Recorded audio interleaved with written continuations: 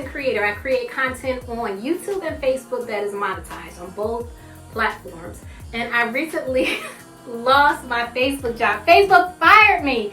They fired your girl. And that's why when I say I appreciate your Cash Apps, I truly do appreciate it, because Facebook really did fire me.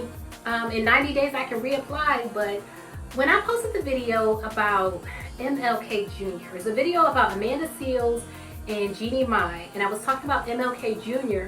and how what people remember him for, his I Have a Dream speech, and I said white people remember him for that because that's what makes them comfortable, because it put everybody on the same playing field. When he said he wants his kids to be judged by the content of their character, not the color of their skin, it absolves white people of white guilt, and white guilt is a real thing. By putting everybody on the same platform and not acknowledging the varied histories and the slavery that we went through, it puts people on the same platform when in reality we're not on the same platform. That video got me demonetized on Facebook. Now, for those of you who care about me personally, I will say it didn't affect me personally because they were letting me earn money, but they actually weren't paying me the money each month. They weren't cashing me out. They said now they're going to cash me out. They're going to give me what I earn. So in a way, I'm kind of happy that they're finally going to pay me. But on the other hand, I have been demonetized. And I feel like when we talk about issues that are black issues or LGBTQIA issues, I feel like they're human rights issues. And the whole situation with Jussie Smollett, I want to talk about more specifically on Facebook. And I'm going to upload this video directly to Facebook. Lately, you've just been seeing me posting links to Facebook, and the reason for that is the demonetization. But I'm going to upload this video directly to Facebook and YouTube. And I want to take it back. I want to take it back to what the issue really is. And what the noble intent that Jussie Smollett may have had was to bring attention to people in the LGBTQIA community who don't get press. No one hears about when they die. One of the reasons a lot of times transgender women of color, a lot of times when they're victims of hate crimes, people cannot even identify that it was a transgender woman because they're misgendered in the press release. Like, it just says male. It doesn't say this was a transgender woman and this is what happened. She was attacked. It just says male attacked. So I have some information from the Human Rights Campaign, and I just want to say their names in this video. These are the 31 transgender women of color who were murdered last year because of their gender identity, because of discrimination against their gender identity. I've said on my channel before that I'm a Christian, and the reason I don't normally talk about LGBTQIA issues on my channel is because when I say I'm a Christian and then I talk about those issues, people in the comments act as if there's a conflict between being a Christian and being an ally or even a member of the LGBTQIA community. I don't like those comments. And so in this video, the comments may be turned off. You may be watching this video and the comments may not be available to you, and that's because of the negativity I receive when I talk about being a Christian and also being an ally to the LGBTQIA community. I don't think those things contradict, and I feel like being a Christian, having the love of God in my heart, is what makes me love people regardless of their gender identity or their sexual orientation or preference. That's what makes me love people regardless.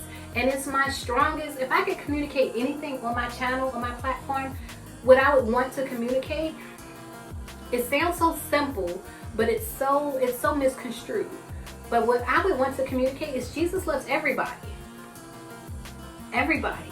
Not just straight people, not just white people, not just a certain subset of people. Jesus literally is for everybody. But these are the women. Dana Martin, who was 31, was a black transgender woman, and she was fatally shot in Montgomery, Alabama on January 6, 2019. Ellie Marie Washtuk, who was 38, was a gender non-conforming person who was fatally shot in St. Augustine, Florida on January 31st. Now, some of these people are included as persons of color because of their ethnicity, not necessarily because of their physical presentation. Sometimes the way we look doesn't reflect our biology. So I want to show the pictures of these people, but I don't want you to judge when the people don't look like people of color to you. And we can have a separate conversation about who is or is not a person of color on another day. Jocelyn Ware, who was 34, is a black transgender woman who was found dead in her Memphis apartment in March of 2019. And her death is being investigated as a homicide. Ashanti Carmen, who was 27, is a black transgender woman who was fatally shot in Prince George's County, Maryland, on my birthday. Claire Legato is 21, is a black transgender woman who was fatally shot in Cleveland on April 15th. Malaysia Booker, who was 23, is a black transgender woman who was fatally shot in Dallas on May 18th. Michelle Tamika Washington was 40, and she's a black transgender woman who was fatally shot in Philadelphia on May 19th. Paris Cameron, who was 20, is a black transgender woman who was among 3 people killed in a horrific anti-LGBTQ shooting in a home in Detroit on May 25th.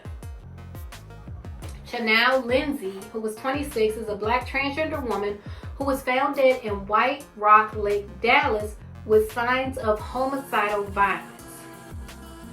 Chanel Skurlock was 23, and she was a black transgender woman who was fatally shot in Lumberton, North Carolina on June 6th.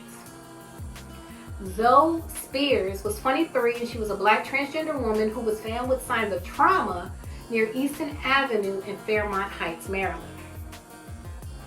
Brooklyn Lindsay was 32, and she was a black transgender woman who was found dead in Kansas City, Missouri.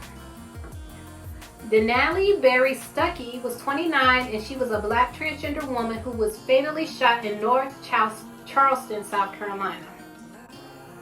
Tracy Single was 22, and she was a black transgender woman who was killed in Houston on July 30th.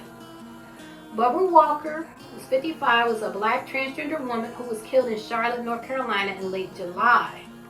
It sounds like they don't even know the date. Kiki Fentroy was 21. She was a black transgender woman who was fatally shot in Miami on July 31st. Jordan Cofer, who was 22, was among the 9 victims killed in a mass shooting in Dayton, Ohio on August 4th. Pebbles LaDime Doe, who was 24, was a black transgender woman who was killed in Allendale County, South Carolina on August 4th. Bailey Reeves, who was just 17, was a black transgender teen who was fatally shot in Baltimore, Maryland on September 2nd.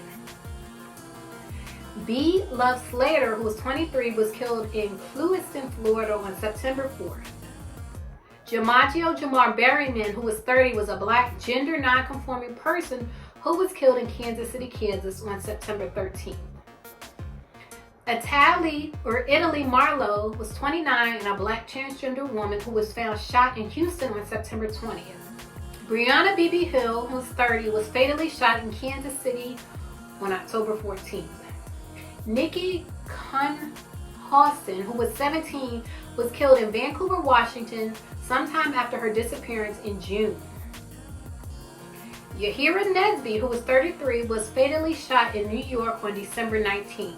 She was a black transgender woman. Johanna Joa Medina, 25, died at a hospital in El Paso, Texas, just hours after being released from ICE custody.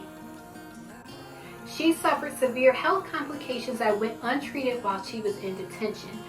And to me, that's a form of murder. If these prison systems or immigration systems are not allowing treatment of the people who they have in custody, that's a form of murder. Lailah Polanco, who was 27, was found dead in a cell at Rikers Island on June 7th. So those are the transgender women who are labeled as persons of color who were murdered in one way or the other in 2019. I could not bring myself to do the transgender women of color who have already been murdered in 2020.